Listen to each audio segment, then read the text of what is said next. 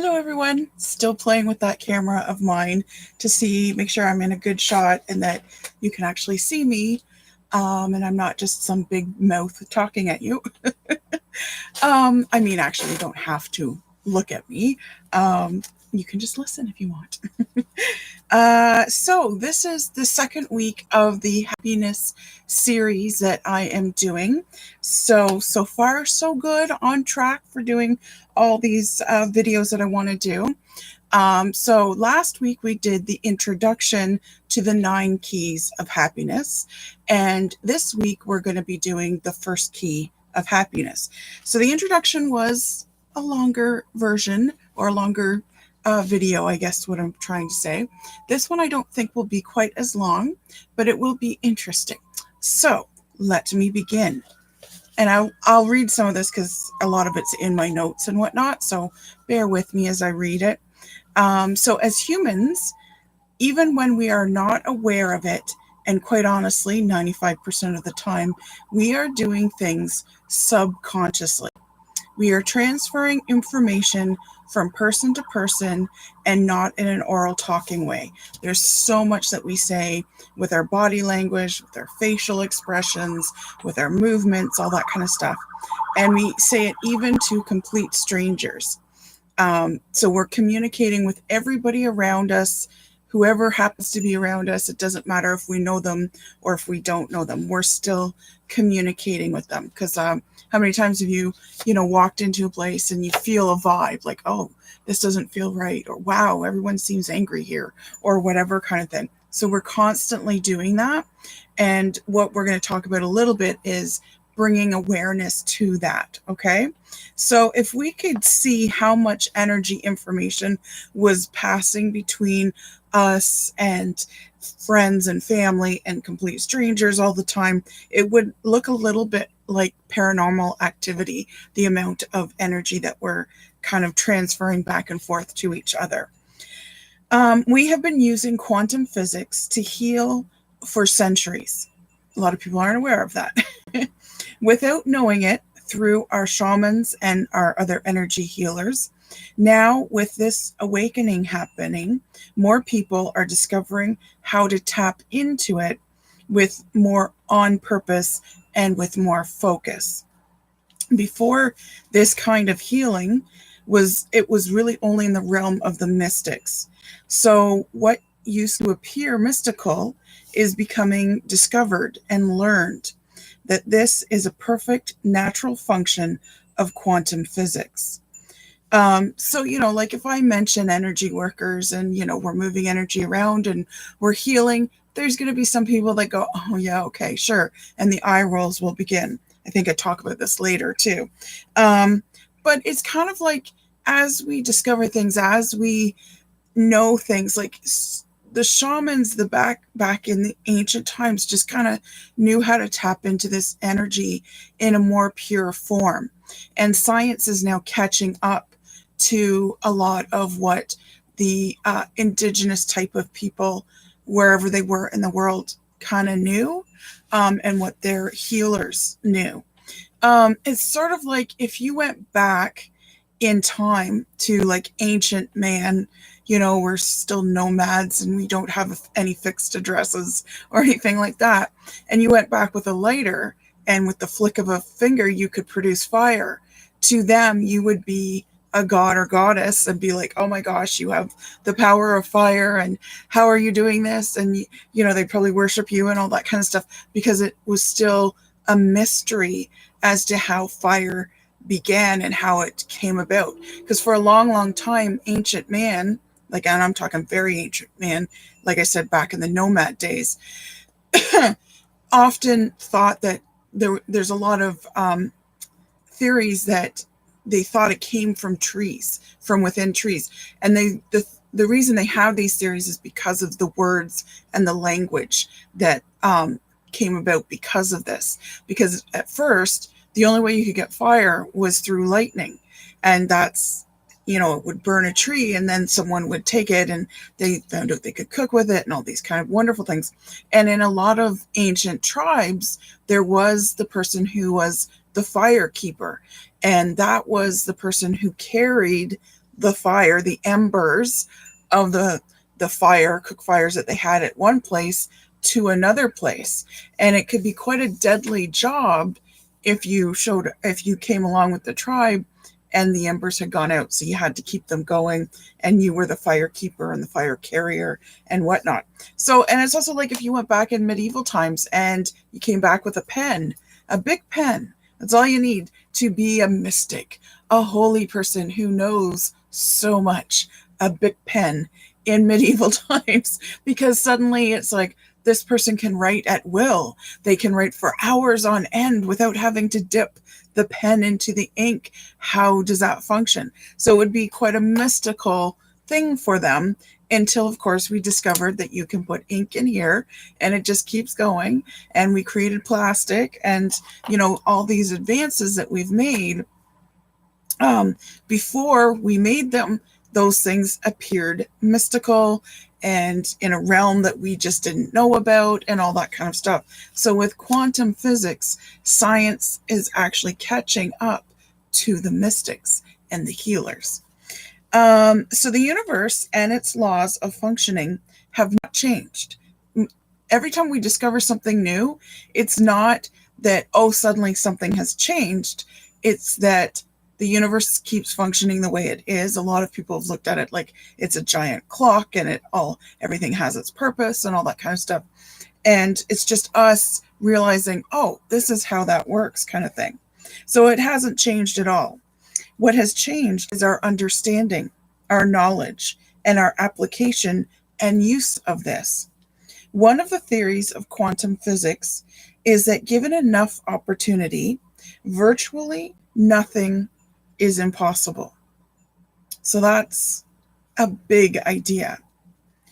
So I'll repeat that. Given enough opportunity, this is one of the theories of quantum physics. Given enough opportunity, virtually nothing is impossible. Wow, that's a big statement, right? But for a long time, and even now, we as society, and in particular the medical community, have been operating and teaching under Newtonian laws. So we're talking about Sir Isaac Newton, the guy that had the apple fall on his head when he was sitting under a tree and came up with gravity. We still don't fully understand gravity either, but he came up with that. Very big discovery. He was a prominent scientist, good at what he did, but some of his stuff is very outdated now. But we needed his discoveries in order to make these other advances and discoveries. But unfortunately, our medical community and a lot of us in our society are trapped in these Newtonian ways of thinking. So they're outdated, but it takes a long time for society's mindset to change, even if the theory or the idea isn't working anymore. And that is true. So sometimes it's called the breakout gorilla, or the gorilla who learned to play guitar. So as a society, individual ones of us can change our minds and realize, this is how this works. But when a new discovery happens, it's usually an individual or a small group of individuals that are discovering it and realize it's true. Society as a whole, it's like a really, really, really big ship. And it takes a long time for it to turn its direction and go, okay, this is how it is, kind of thing. I mean, if you think back, for a long, long time, we thought we were the center of the universe. Turns out we're out in the boonies. And we also thought the earth was flat. And, even when Christopher Columbus was, putting out the theory, well, no, it's round. We won't fall off the edge if we go across the ocean. And yet he was mocked and teased and ridiculed for that theory. Sure, it's round, right? And now we know, of course, that the earth is round. So it takes a long time for society to often accept these new discoveries. First of all, to hear them, and then second of all, having to accept them. So another example, and I'll talk about the gorilla in a minute here. Another example is like when electricity became a thing that could come into households. A lot of people were very suspicious of it. So the breakout gorilla, or the gorilla who learned to play guitar, sort of explains how things get into the collective consciousness, because that's what it needs to do in order for society to fully change its mindset to, okay, this is, like, okay, the earth is round. Now we know. And anybody who says it's flat is, now ridiculed because we know it's round. So what it was a real experiment that happened. I don't know the name of it, and I'm not sure of the timing, but I remember reading about it. So what happened is they taught a gorilla to play guitar. So great. So he knew a few songs, he could play the guitar, all that kind of stuff. And then the experiment continued to find out if other gorillas and gorillas that were, generations sort of after him, or a generation or two after him, the theory is, and they prove that it does work this way, that now every other gorilla can learn to play the guitar faster than he did, because he's the first one that did it. So now that kind of goes into the gorilla consciousness, and so the rest of them kind of tap into this ability to do things. And we do it all the time as humans. There's just certain things that we just know. And if you're an older person, this happens with generations, especially with how fast our society has been progressing forward. Take a look at technology, for instance. Like, I'm one of the first generation that had the cell phone that is a computer right in your hand, that have the iPads and things like that. And, my children took to it fairly quickly, but my grandchildren took to it very fast. They know how to probably do more. And they're like 2 and 3, actually. They're 3 and 4, but they knew how to do it at 2 and 3. And they know how to open a phone and do things on the phone probably faster than I do. And I'm pretty good on my phone. I'm not quite dithering yet and like, oh, how do you do this? But, so those skills go into the collective consciousness so that those generations behind us pick up on these things much faster, because they're not really having to learn it from scratch in the same way we did, or anybody else. Even ATMs, for instance. There's older people that won't go to an ATM because they just don't trust it, right? Whereas me, I'm like, yeah, I'll go to the ATM. I don't care, blah, blah, blah, unless banks put restrictions, like sometimes they'll hold a check on you or something. That's a pain. So then I'll go in.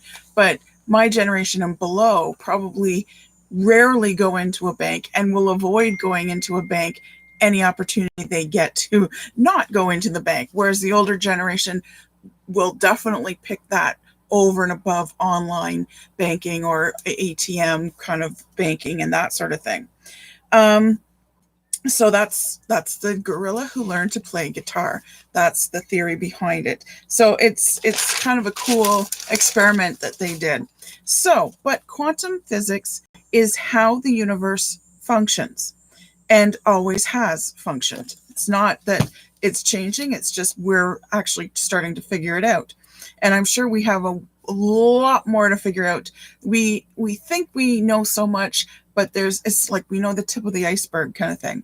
It's just we didn't understand it before, and there's still more to be discovered and understood.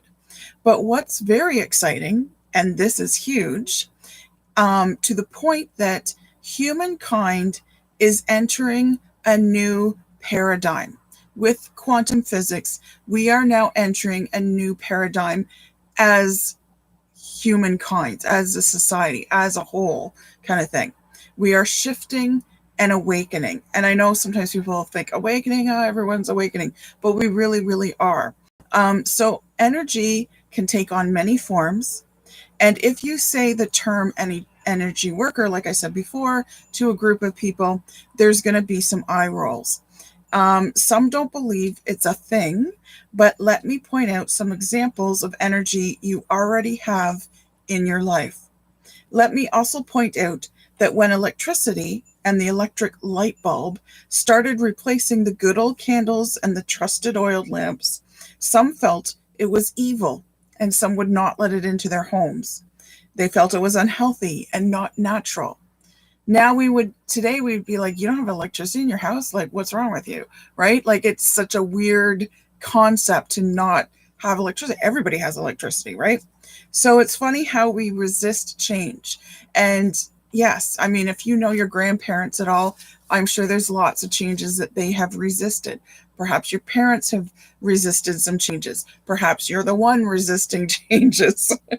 But there is energy we call light. It can come from many sources. From the sun, that's an energy that you're, getting. It helps you process your vitamin D. You get too much, it can develop into skin cancer, that sort of thing. A light bulb, of course, is energy. We now know to flick on a switch. My granddaughters know how to do it. Like, we never had to explain that to them.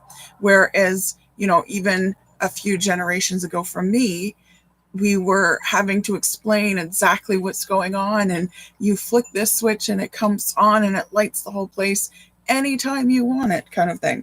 So that was such a new thing, and it wasn't that long ago. So there's also sound energy and frequencies. We detect many of these with our ears, but we can't detect them all. As we know, there's dog whistles, and dogs can detect sounds that we can't hear at all. There's infrared energy that we detect as heat. There's microwave energy, another misunderstood and mistrusted energy. I remember when microwaves were brand new, and I know my parents didn't want to get one because they didn't trust it. They heard there were dangers about it, and it didn't cook the food quite right. But actually, microwaves are very handy, and a lot of us have microwaves now. Maybe we're not cooking Thanksgiving dinner in it, but we do use it for a lot of different things. And actually, another experiment that I heard about was, I hear a lot of experiments about a lot of experiments, but they microwaved water, and then not too hot. They didn't get it hot. They just sort of warmed it up a little bit, and they would water plants with it. And then, of course, they would water plants with just regular water. And they found that the plants that had the microwave water actually grew faster, better, and all these things, because the way the microwave stirs up the water and gets the molecules going, once it hits the roots of the plant, actually help it to kind of get a little bit of a growth spurt. So know that it's actually very good to microwave the water that you're going to give your plants before you give it to them. And, also, like, the microwave did warm the water a little bit, didn't like boil it. You don't want to get it to that point, but plants prefer sort of bath temperature water, because you're not feeding them, you're giving them a bath. is one way one woman put it for me. So if you were suddenly to have a bath and someone splashed cold water on you and filled your tub with cold water, you wouldn't want to be in it for very long. But it's actually very soothing for them to get sort of more warmer water. Again, not, boiled tea water or anything like that.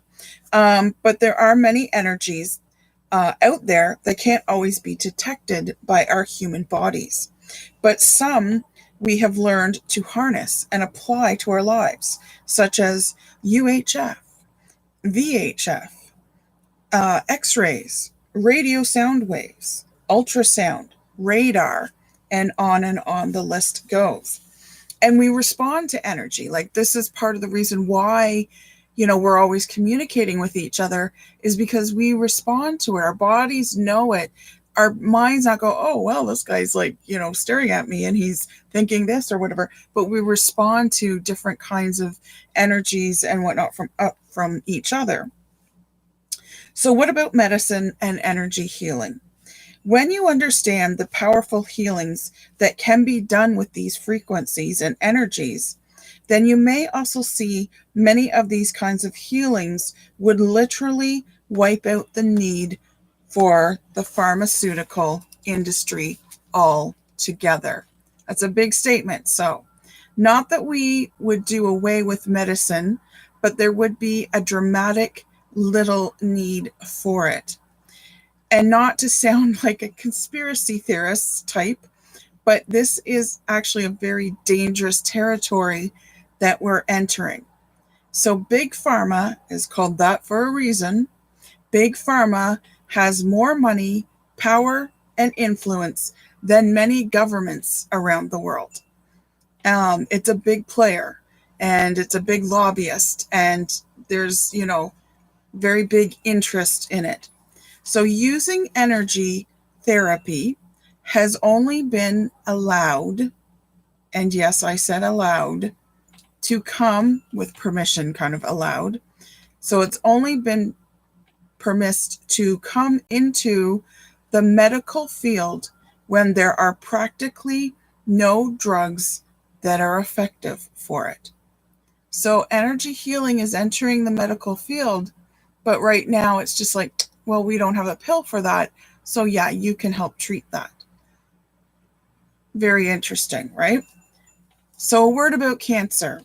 I don't know if you remember last week's video. If you haven't watched it yet, take some time and watch it, or listen to it. It's an hour and some, so I know it's a long one, but you can put it on, just listen to it like I'm on the radio or something. Remember that I said the treatment for cancer right now is basically to take you to the brink of death and see if you can come back from it. That's sort of the tongue-in-cheek, joking way of saying this is how they deal with cancer, right?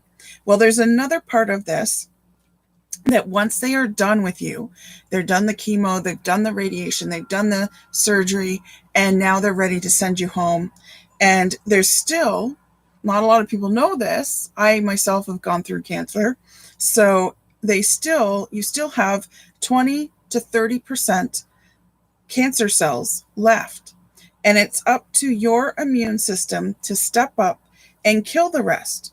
Keep in mind, this is an immune system that has already been suppressed by many of the things and treatments and drugs you're on, and has had the crap kicked out of it by chemo and radiation, or one or the other.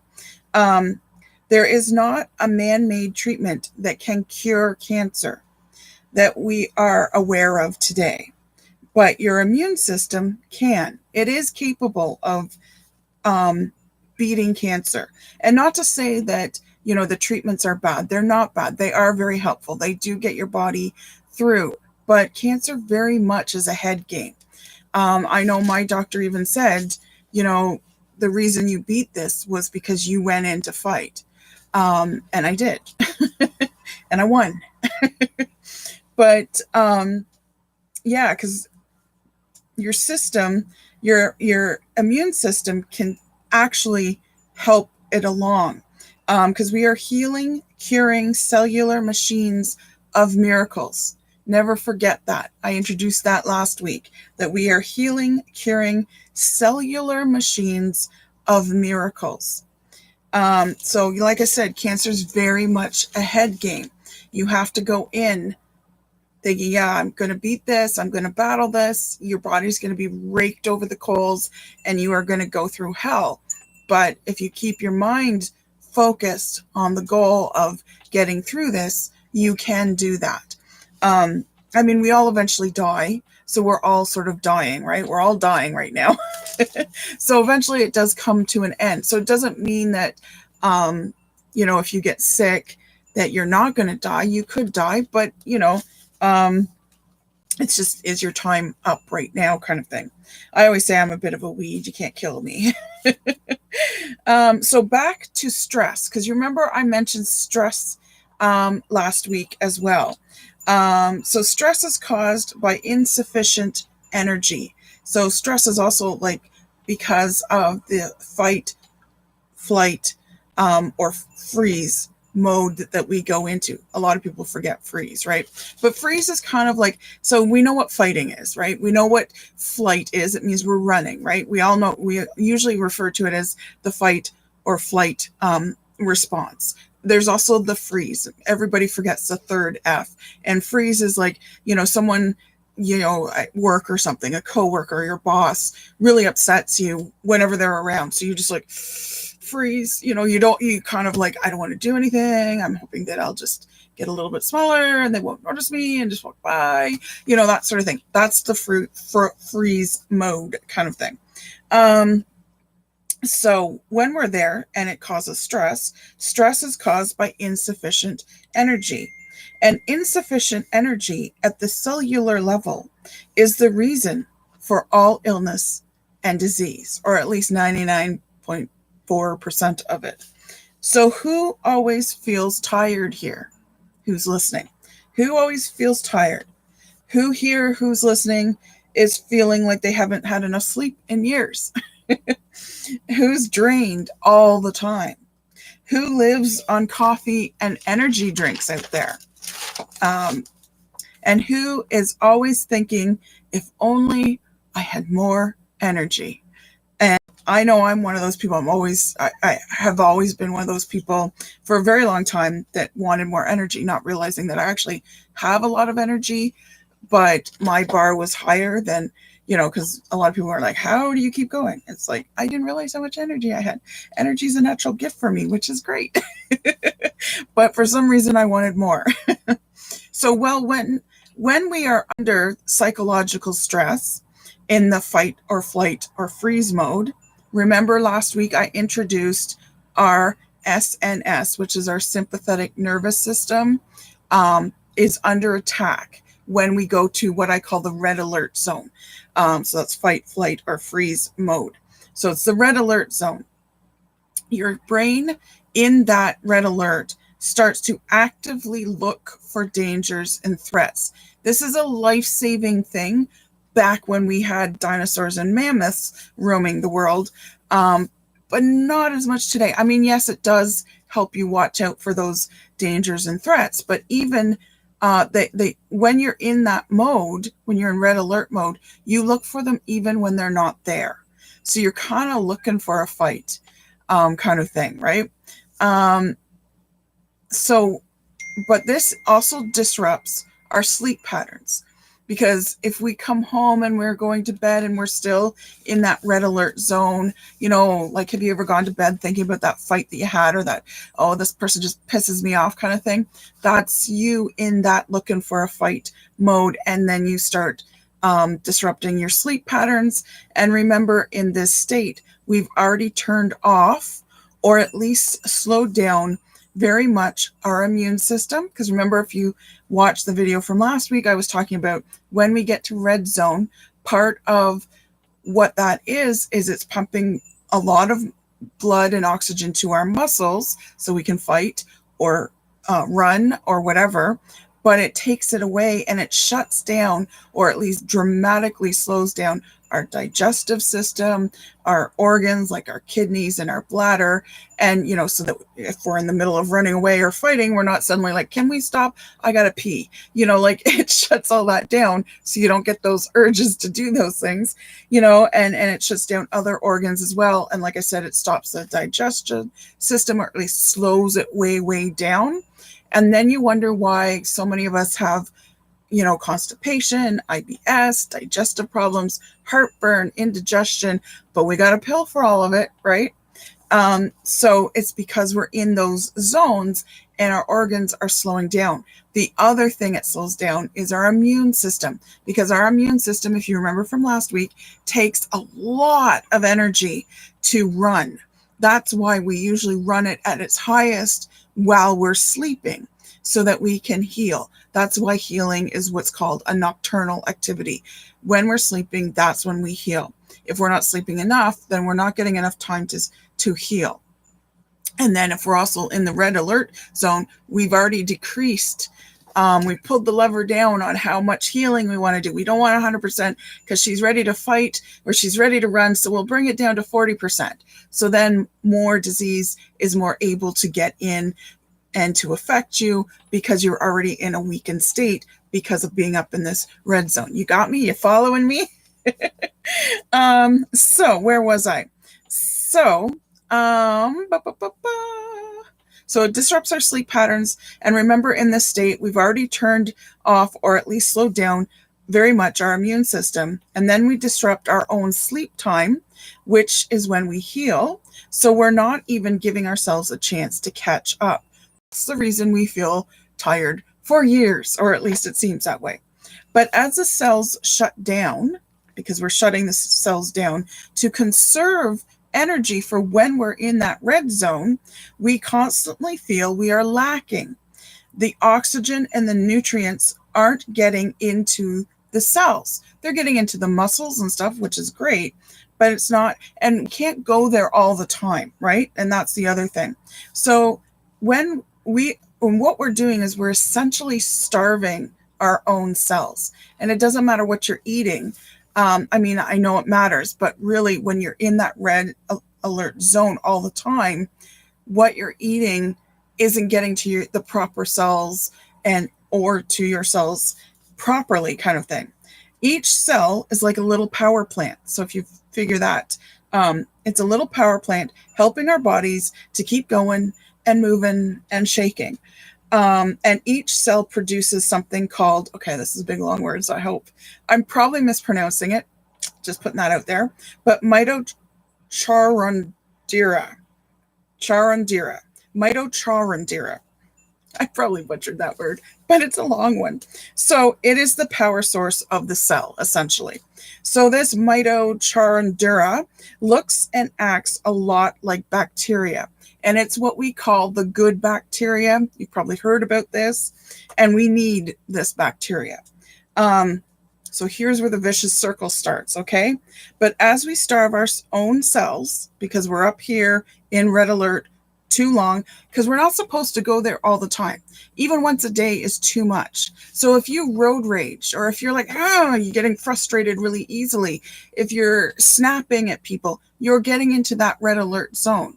And it's a great, great, great survival program that we have in us naturally, and it saves our lives. When we're in danger, we can suddenly do things that we probably couldn't have before, or if someone else that we care about, or even those that we don't, is suddenly in danger. It's the reason why mothers can lift cars off babies, and why you can run like a sprinter of an Olympic caliber when you're in danger, because that's you getting to that red alert zone, and that's your body sending all the nutrients and all the blood and oxygen to your muscles. But it's not designed for you to go there all the time, because after a while it loses its impact. It's kind of like, when you do something over and over and over again, it kind of loses its novelty, right? So, and again, we're not supposed to go there all the time, but that's our way of starving that's why we're starving our cells. And a lot of times people are not going there like even once a day. They're going there multiple times a day. So if you're doing that, if you're going up there and you're staying there, you're not supposed to do that, because then the rest of the systems that have been put on like 30 and 40%, production are kind of like, hey, hello. We'd like to get back up to 100% if we can, but we often will stay there, and we'll go there many times through the day if we're not just staying there. So, like I said, they're good bacteria. So as we starve our own cells, then we get sick because they're weakened and the immune system isn't working at top speed, isn't at 100%. But as we starve and we go see our doctor, okay, who may prescribe us antibiotics. Unfortunately, antibiotics kills bacteria, and it doesn't know the difference between good bacteria and bad bacteria. So it kills bacteria indiscriminately, okay? And eating yogurt, by the way, won't help if it's low fat or fat-free yogurt, because guess where the good bacteria in yogurt is? In the fat. Just as many nutrients in many foods are in the fat part, like dark meat. If you're looking at chicken or turkey, dark meat versus white meat. A lot of people still eat white meat thinking it's a diet thing and it's so much better and it's healthier. Actually, if you're looking at health, the nutrients are more dense. You're getting a more nutrient dense helping of turkey if you eat the dark meat or the dark meat of the chicken. That's where the nutrients of that animal are. There's not a lot in the white meat. The white meat's just lower in fat, and we've been programmed to believe that if we don't eat fat, then we'll stay slim, or we'll lose the fat that we already have. Not always the case. But if you want nutrients, then you want to eat where the fat is. And like I said, yogurt, if you want to get fat from the yogurt, bacteria, the good bacteria that yogurt can replace for when you take antibiotics, you got to find full fat yogurt. You can't eat the lower fat or the zero fat. Does you no good. It's not there. So can you see how we are creating a very vicious cycle for ourselves, so that we can't even replace the good bacteria very easily when we're taking the medicine, because we've starved ourselves and are open to diseases more easily, and because we're open to those diseases because we've been in the red zone for far too long or far too often. That then shuts down our systems and is kind of keeping it there, because it's like, oh, she's going to go into the red zone in another 10 minutes. Let's just keep the lever where it's at. So time to get off this crazy merry-go-round, I say. So have you heard of the book, Change Your Thoughts and You Can Change Your Life by Dr. Wayne Dyer? Yeah, Dyer. This book has been a life-changing book for many. And what I want to teach you today, I'm just doing a comparison about energy, and changing your energy will change your life. So here's the first key. The 9 keys are the keys of healing that will heal on both the emotional, physical, spiritual, mental level. And it will do it all at the same time. It's not like, okay, let's take this first key and focus on the physical, or focus on the mental well-being, or whatever. No, when you learn these keys, you can apply these keys and they will change your life, and they're applied to all levels. So this is what I was talking about last week when I said, when you start from the inside, other things can't help but fall into place. A lot of us want to start on the outside. We go to the gym, we eat the white chicken meat, we go on the diet, and then we're wondering why not everything else falls into place, because it's kind of like our conscious and subconscious mind. Our subconscious mind is so much bigger than our conscious mind. And it takes on a lot more information. It processes things.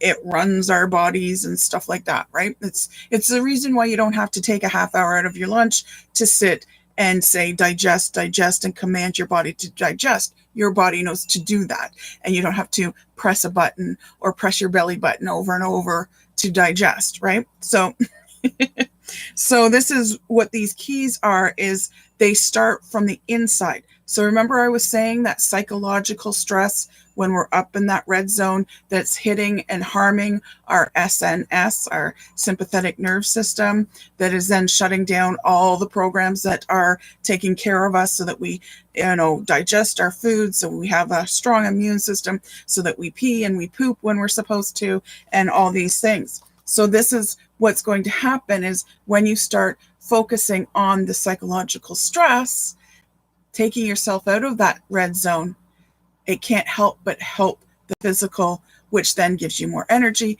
which then you can move your body around more, and then you're making better decisions food-wise. Because when you're in these red zones, you're often craving coffee, energy drinks, sugars, quick sugars that you think will give you that rush. We're often dehydrated. And I mentioned last week about, if you're craving something sweet, you're probably thirsty. Our body is a little weird. It won't say, hey, I'm thirsty. It'll say, hey, I'm hungry. Because when I say, hey, I'm hungry, she'll eat something, and she always drinks something when she eats. Or I'll say, hey, I want something sweet. And when you eat something sweet, I mean, who here, like I do it all the time. When you have an ice cream cone, what's the first thing you want after an ice cream cone? A glass of water. So, it's kind of weird how our body works, because that glass of water after an ice cream cone is just so good. So anyway, so like I said, it heals and adjusts and, revamps everything on every level all at the same time. It can't help it. And that's why it's so life-changing. Remember the first thing: stress turns off all our healing. The first thing stress turns off are the healing and the immune systems. That's the first thing that it shuts down, because that is a big, big furnace that it has to feed. And, it's like, okay, because remember I said last week that if we go into that red zone, it shuts those systems down, thinking we're going to be here for a few minutes. When she outruns the mammoth, then we'll put it back up to 100%.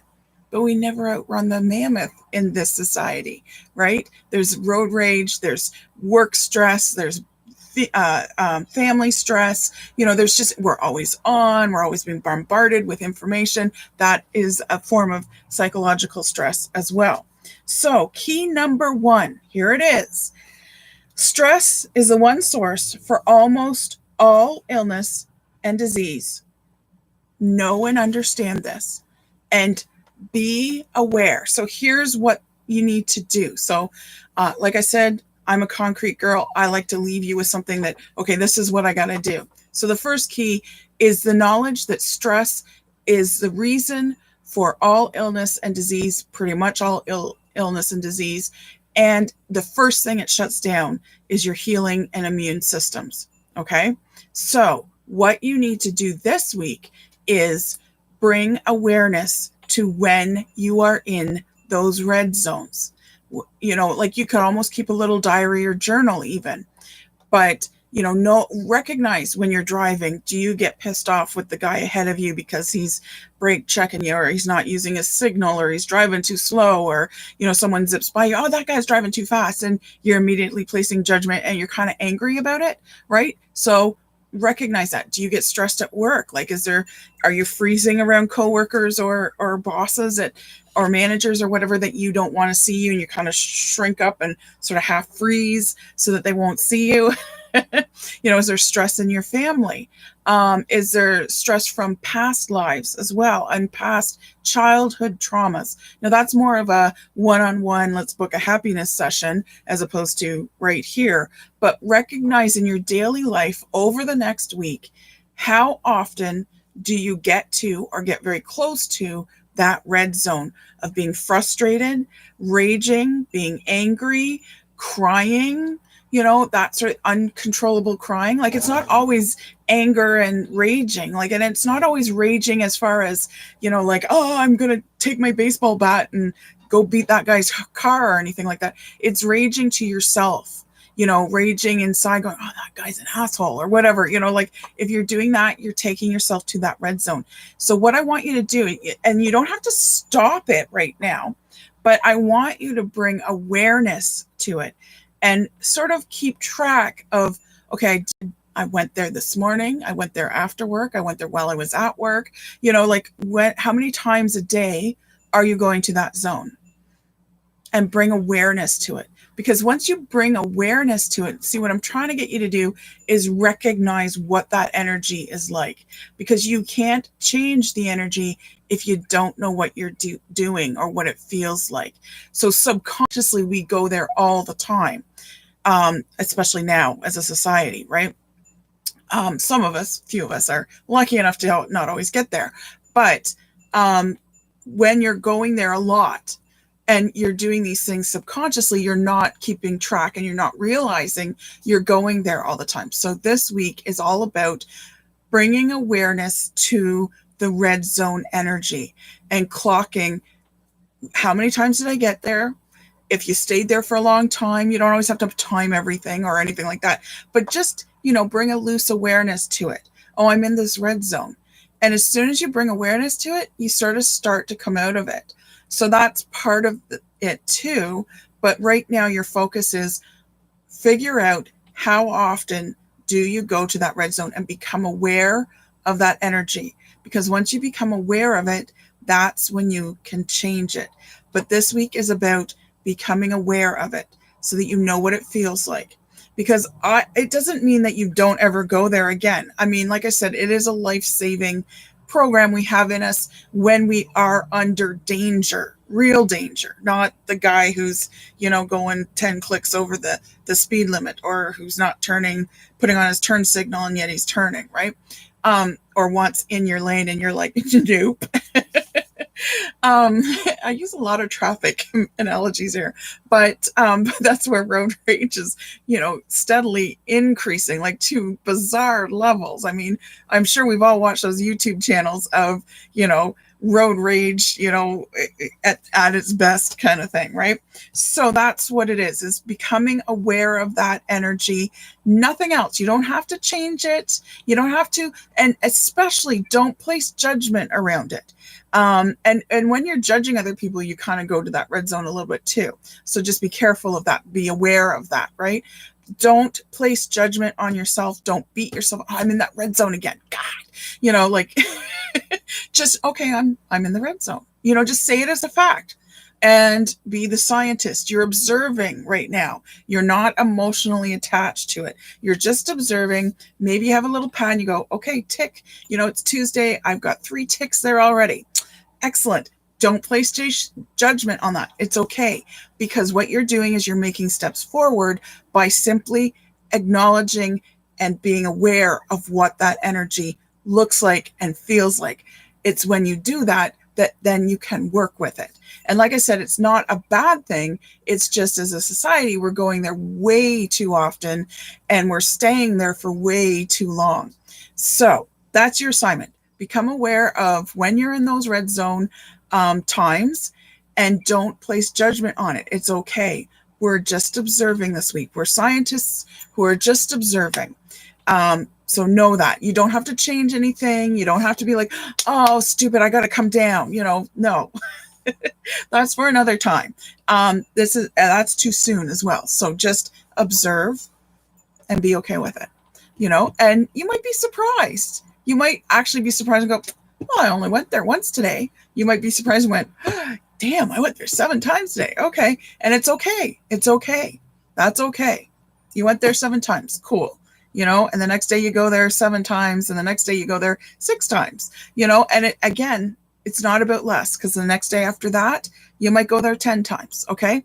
It's just about observing and making note and becoming aware of what that red zone feels like. All right. So that's your assignment. Easy peasy. Be gentle with yourselves. I hope you enjoyed this. I hope you found it helped. And next week I will put up key number 2 for happiness. All right. Enjoy your week. Bye.